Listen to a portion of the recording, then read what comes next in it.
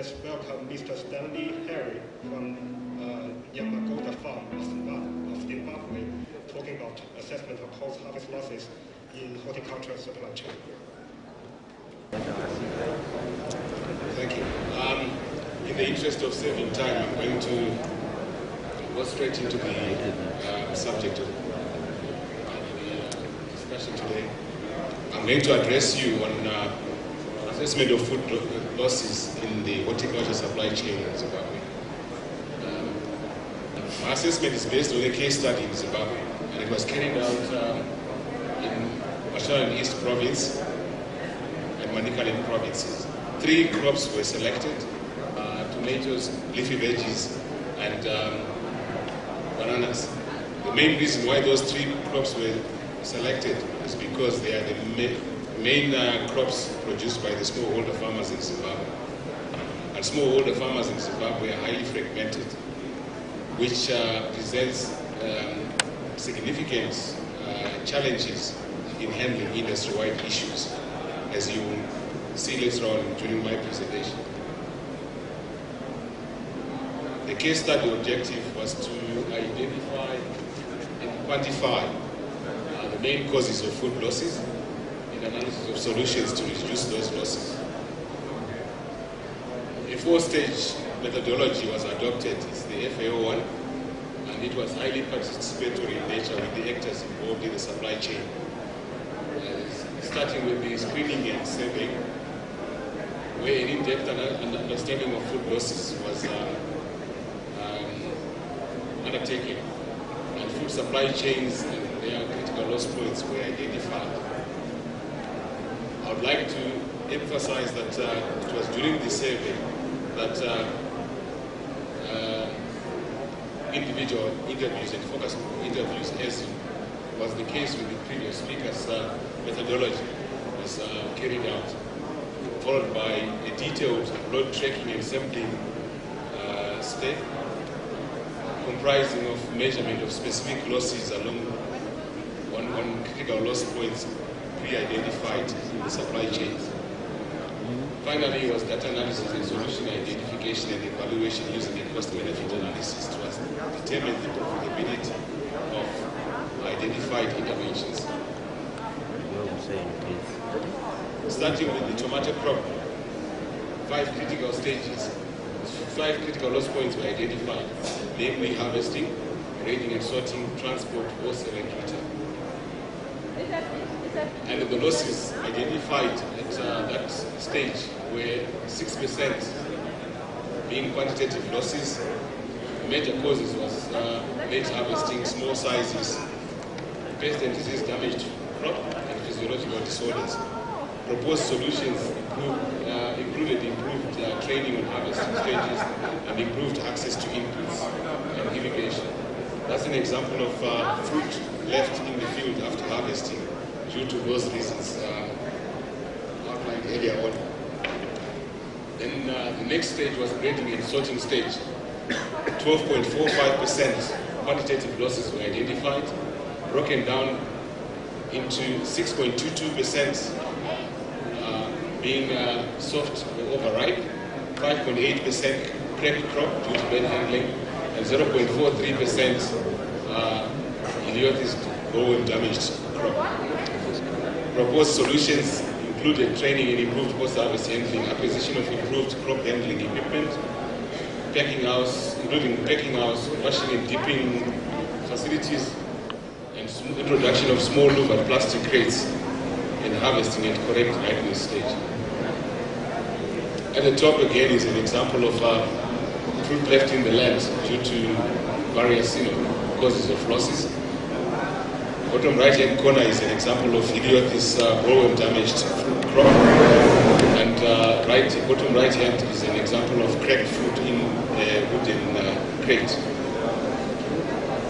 That's a photo shootout of grading and sorting in progress. On the left-hand side, the farmers took a precaution of laying plastic and then pouring the fruit on plastic.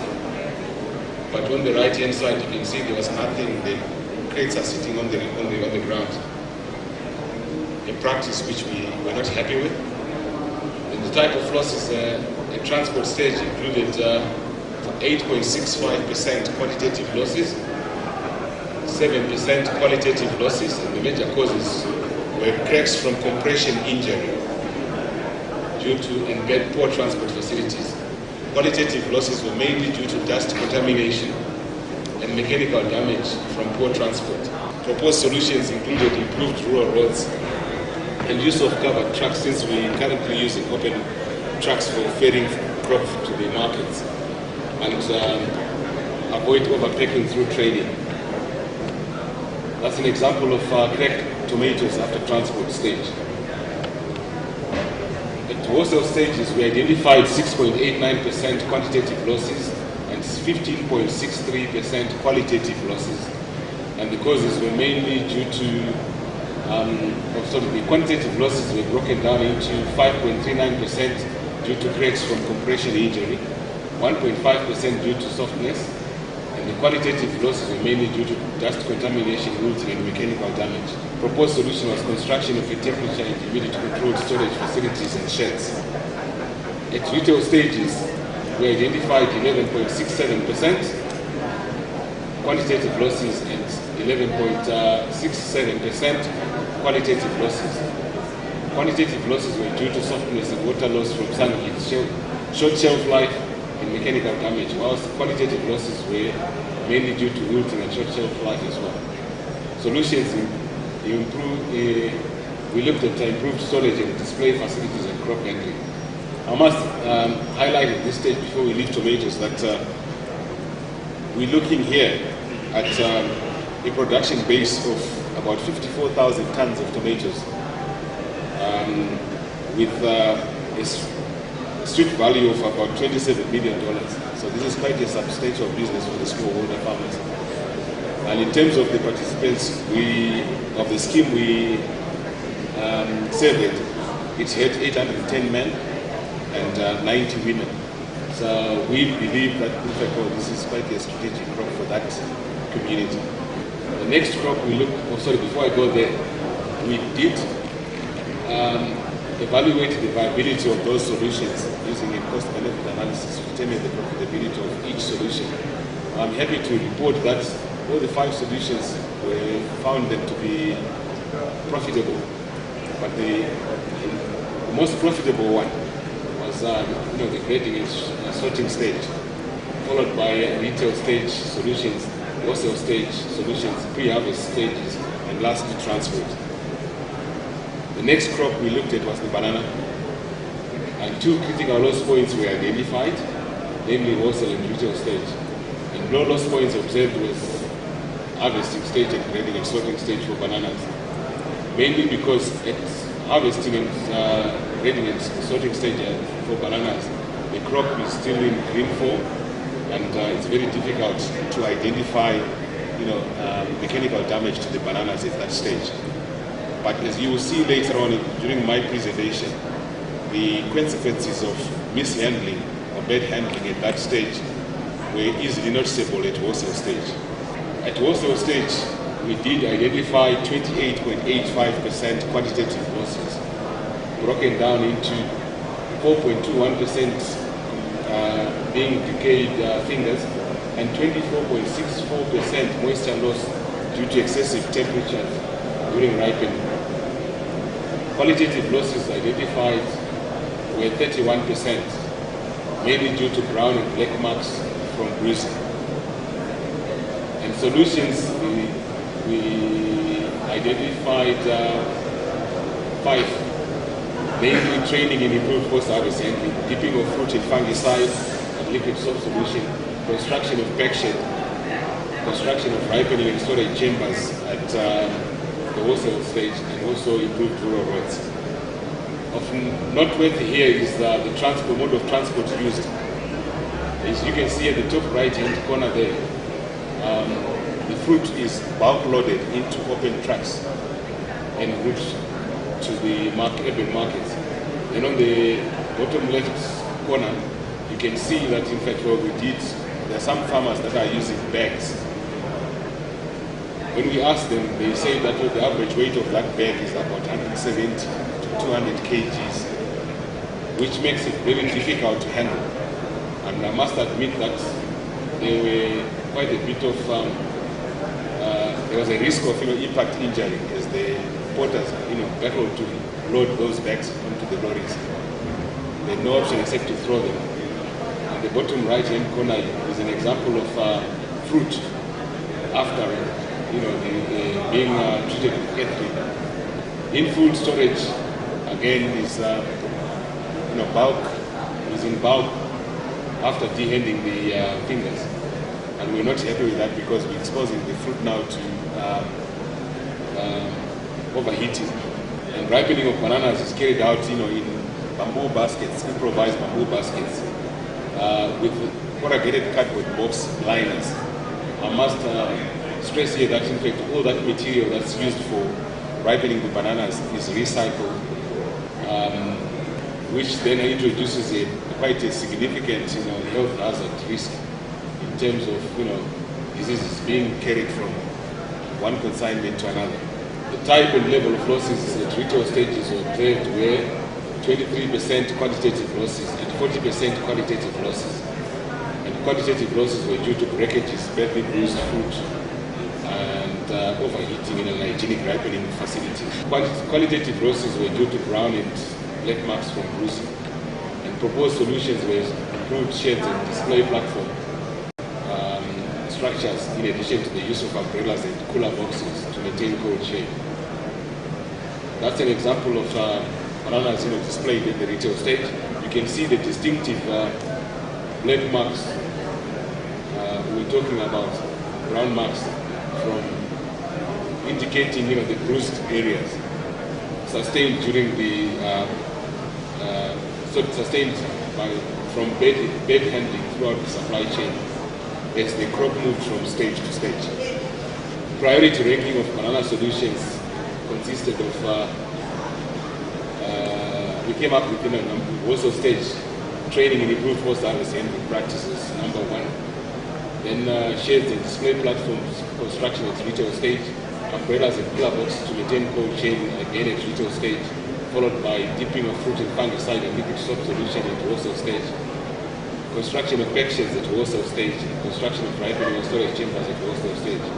Improved rural roads was not viable, although we did put it there. And if it was to be implemented, there must be a subsidy to support that one. Leafy veggies was the last one, and the site we surveyed comprised of 31 men and 2 women, producing about 187 tons of vegetables per year with a street value of $18,000 US. 2 critical loss points were identified at the harvesting stage and retail stage. And low loss points observed were at grading, sorting and bundling stage, wholesale stage. I must state here that in fact we found this supply chain to be fairly efficient in terms of movement of crop from one stage to another. Crop, let's say harvested this afternoon, should be sitting with the retailer by lunchtime tomorrow.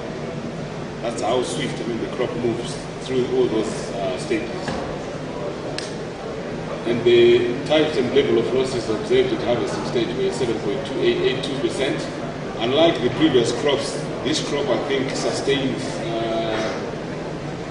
losses mainly due to overheating. Temperature management is an issue in vegetables in Zimbabwe. And interventions to try and save losses there must focus on addressing that. And the symptom of that, as you can see, is due to pest and diseases, damage, yellowing, small leaf and physiological, also the disease at harvesting stage. And then the solutions we looked at was improved access to inputs, irrigation facilities, and improved harvesting stage. As you can see, we included inputs here in fertilizer. Like the previous speaker said, we need to also to look at pre-harvest to address pre-harvest issues to address harvesting losses. Findings on the left-hand side, you can see leaf. What we did is we marked out an area where the farmer was reaping, and a third of that area we took out all the leaf yet discarded onto the ground. That's the leaf you see along that field. Measure the weight of that leaf and then analyze it against the crop that the farmer was selling. Findings, the middle section, you can see the crop, the way the crop is stored in the retail markets. We're not happy with that. Basically, it's plastic drums with water, and the bundles of veggies are chugging. With a few bundles, you can see that that couldn't fit into the drums. Again, they are susceptible, to sunlight. Then on the right-hand side, it's not very clear, but this crop left from trimming the bundles as the retailers rebundle the vegetables for sale. On the left-hand side is a typical makeshift stored in the thatch structure. By bulk stacking the veggies, overheating is inevitable. At the retail stages, we identified 20% quantitative losses and 6.5% qualitative losses, and the major causes were due to wilting and yellowing, flip from sunlight. And solutions, we looked at the construction of 2 zero-energy cooled and display platform structures to handle 2 tons of vegetables per day. This is technology we picked from India. It's not yet in Zimbabwe, and I'm hoping that we should be probably carry out a pioneering exercise to try that technology. It's an improvement on the storage of veggies inside those blue drums. Cold room construction at packages with a capacity of 1 ton. Thatch package construction for improved crop grading, sorting, washing, and packing, and training in improved post harvesting and handling of crop. That's the trimming exercise. You can see the amount of crop that's being wasted at the retail stage.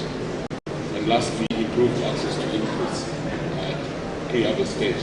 That's an example of that zero energy cool display chamber.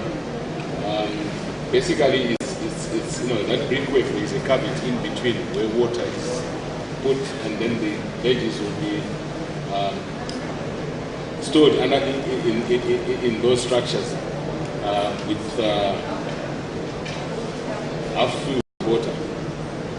Conclusions: the 3 crops, being highly perishable, are more susceptible to water loss and bruising, and handling losses tend to be higher when temperatures are high, and handling damage occurs at all levels.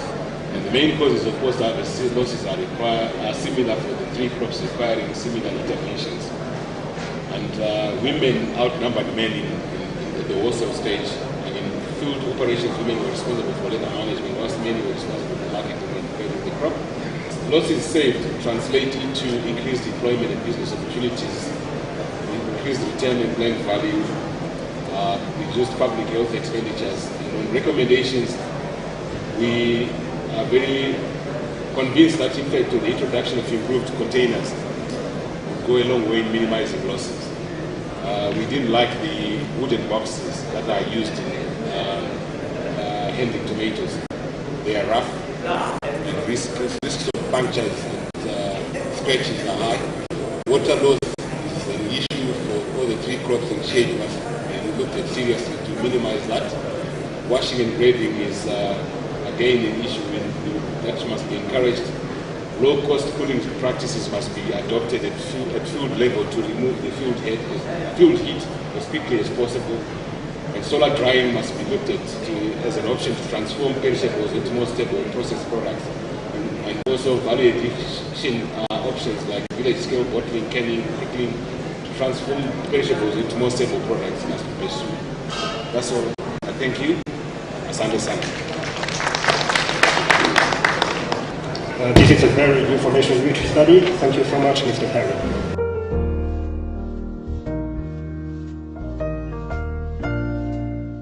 Professor Mungulu, and we still need to do a quick panel discussion.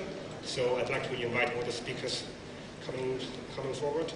And I'd like to save our time, I'd like to organize the panel discussion like this. First, I will invite Dr. Harriet Muyinda, our project leader in Uganda on food harvest and loss, to offering her insights and comments for these studies. And then I think we just have we just have time for one question for each of the presenters. Okay. Thank you very much. This morning we listened to 3 presentations, and as you realize, they were talking about food loss assessment. Now, FAO has initiated studies concerning food loss assessments in different countries in Africa. And this is mainly to identify the critical loss points at different food supply chains, and then to identify solutions of how we can reduce losses along these food supply chains. So that's why we've had presentations from GIZ, whereby we had the rapid tool of assessment, of loss assessment, which was presented here earlier this morning. And then we've had a presentation from Zimbabwe on tomato, and then another one from Zimbabwe on maize, and the maize food supply chain. The rationale behind this is that the FAO has realized that there is need to standardize the process of loss assessment, and it has come up with a methodology which has 4 stages, as you've seen in the presentation and in the 3 presentations. One of them is screening, whereby the different countries are supposed to screen and identify what is happening in that particular supply chain. And then another stage is survey, whereby the teams do surveys and carry out sampling along the different points in the food supply chain. And as you've seen from our presenters, they've been presenting how they tracked different loads of samples along the different supply chains. As you saw in tomato, the presenter talked about how they followed a track from one state to another to identify where the critical loss points happen. And then the 4th stage is solution finding, and this is supposed to be guided by how much loss is occurring at the different supply chain. Now, these loss assessments also fit into the Safe Food initiative, whereby all the information being generated is shared on the community of practice, which is one of the initiatives under FAO, and which is done in partnership with the Safe Food initiative. So when you go to the Safe Food website, you'll find a community of practice, which is being led by FAO. For me, I'm from Uganda, and we are doing a similar loss assessment study. It is under NARO, and this is under a study by FAO, World Food Programme, and IFAD. Our project is to identify the loss, mainstreaming loss reduction initiatives in especially 3 food supply chains, that is maize, sunflower, and beans. And we hope to come up with similar results as our colleagues have presented. So I'd like to open the floor for discussion of the presentations, and we need ideas of what you think about the solutions our colleagues have presented and how this can eventually result in food loss reduction. Thank you. Let me summarize the presentations first. In Dr. Schuller's presentation, he presented the rapid loss appraisal tool developed by GIZ. It is not supposed to be a quantifying or measuring tool. It's just for pre-screening and to find the critical loss points and to support training. And you also integrate the aflatoxin to integrate a very fast risk assessment on aflatoxin. On the horticulture supply chain in Zimbabwe, the focus crop are tomato, leafy vegetables, and banana. And the critical loss points are identified, and at each step, the percentage of losses and the causes are also identified and measured, and the solutions are suggested. And those solutions are also prioritized based on their feasibility and cost benefits. In the maize supply chain study in Zimbabwe, the major methods employed were desk study, household interviews, and field survey, and national stakeholder surveys, etc.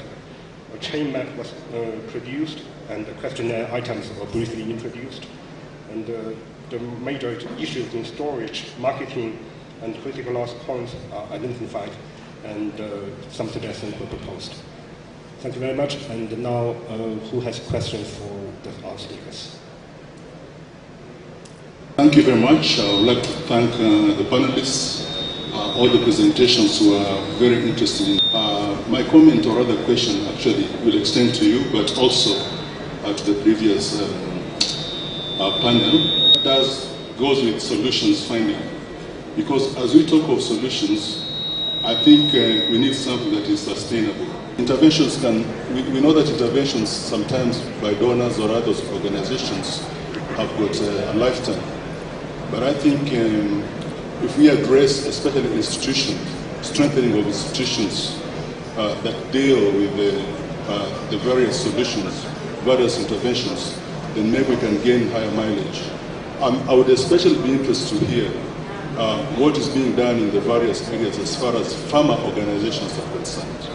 Because weak farm organizations sometimes are the reasons for these food losses, because brokers, for instance, are dealing with individuals rather than strong farm associations that can actually bargain for better terms. Thank you. Thank you for that observation. I wouldn't agree with you more because I think for those solutions to work, there needs to be a driver. And in my view, a strong institutional framework is a vital catalyst. I think for those solutions to work, there needs to be a driver. And in my view, a strong institutional framework is a vital catalyst for the implementation of most of those interventions. But what didn't come out clear maybe when I did present my solutions was the fact that when we carried out our cost-benefit analysis, we were also looking at institutional capacity building. And I must stress that as far as the tomato supply chain is concerned, there was a provision in the solutions of strengthening farmers and encouraging them to set up an effective marketing association. We are advocating a single marketing scenario because the traders are taking advantage of their fragmentation. They are playing them one against the other on prices. The service providers like transporters are also doing the same. And I honestly believe that if there is more cohesion, there's more teamwork on the part of the farmers, a lot of their problems will be overcome through improved advocacy. The supply chain has got the capacity to absorb that additional cost without having to go outside. Any other questions to Dr. Schuler or Professor Ngumi? Hello, thank you all for your presentations. My question can be answered by anybody on the panel, and I don't know whether this is a concern for you, but I felt that it was missing in the presentations. Because of the damages you highlighted throughout the various stages, I'm wondering whether you're collecting any information of losses at the consumption stage by the consumers. So by the time they get the banana, they probably have 1 or 2 days to eat it. So I'm just wondering whether that's a concern for you, or are you just concerned with that end of the value chain? Thank you very much. In our ranking of challenges, you find that the consumption end was not featuring as a major area of concern in terms of priorities. So in terms of entry points, we are looking at the most critical stages at this point, but it's not to say that it is not important. So maybe as we continue with the studies, we also need to shed some light on what is happening at consumer level and what are the consequences.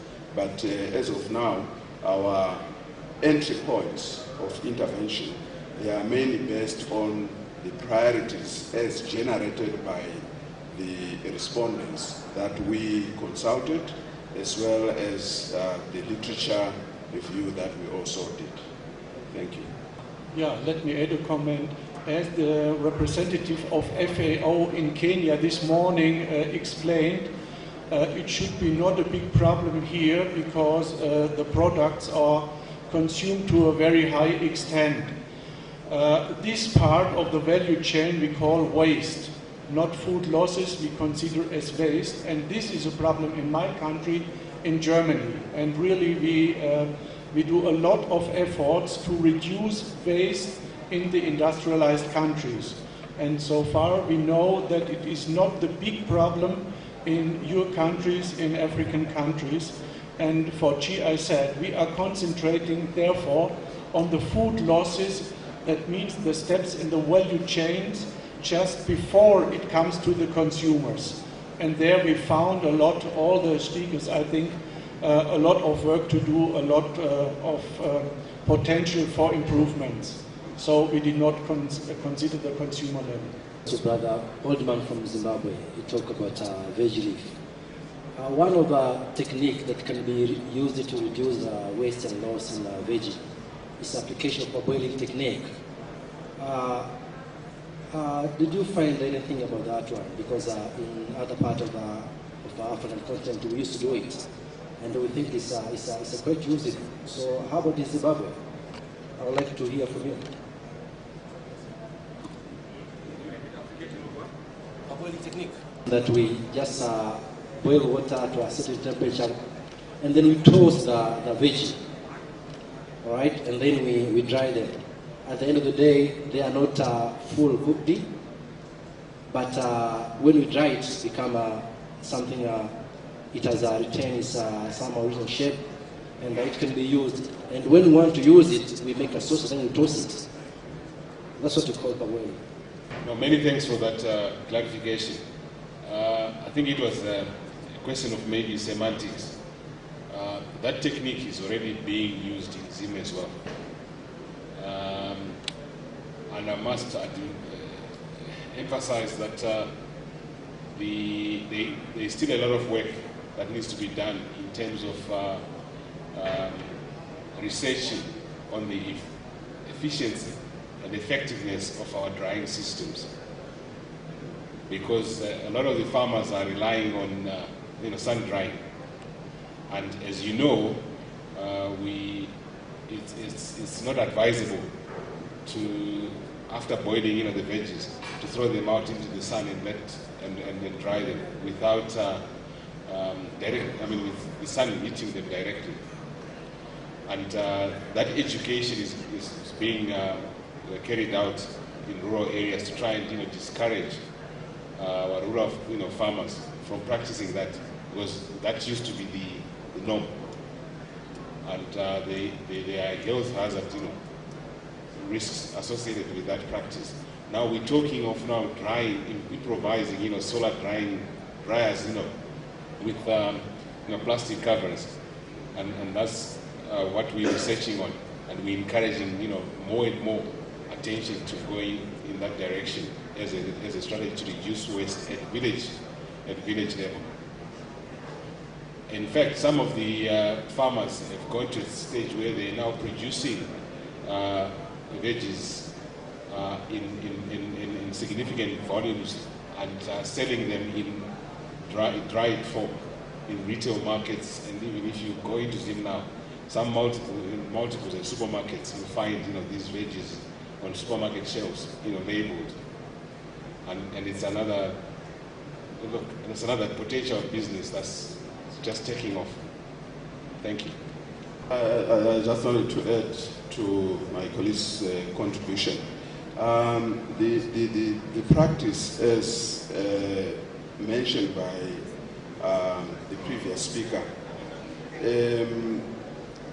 of dipping the vegetables in hot water, you find that at a rural level, the way it's being done is not up to standard actually, because that's when you lose a lot of nutrients, you also cause a lot of discoloration of the produce, and the demand for such products is very low. In fact, you would actually also need at a different level to educate people about consumption of dried produce. And what we've seen in Zimbabwe is that consumers, they tend to prefer fresh vegetables as much as possible. These dried vegetables, they are usually for deficit areas where production of vegetables in the conventional sense is very difficult, probably because of water shortages. Otherwise, if there's a choice of dried and fresh, if you walk into a supermarket, I mean, most people would actually go for the fresh produce. Thank you. And, I think we are going to close the session here. Thanks to all the presenters, commenters, and question readers. Stephanie, you want to... Thank you. So that concludes the morning's program. Thank you once again to all the speakers and the moderator. It's now 5 to 1, so I would like to invite you to reconvene at 1:45 after your lunch so that we don't lose too much time. And then we have 2 more sessions this afternoon. Thank you for your attention.